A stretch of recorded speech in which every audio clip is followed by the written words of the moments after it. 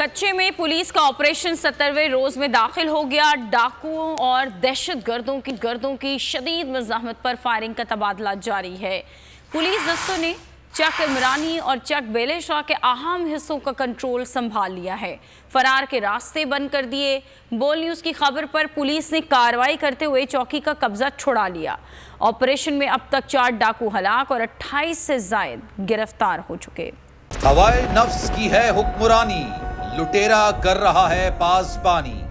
बोल न्यूज के marketing head आकाश राम ताहा लापता, तफ्तीशी इदारे जवाब देने से कासिर। अहले खाना परेशान, बेटे की जुदाई में माँ गम से निढाल। जो बच्चो हिंदू पर आए थे जो को पाकिस्तानी, मुझे मेहरबानी करे पंहिंजो आकाश वापस कयो।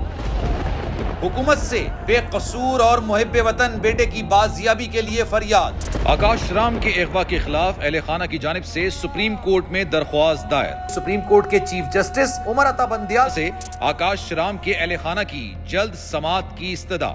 मुश्किल की इस घड़ी में आलमी मीडिया ने भी उठाई आवाज।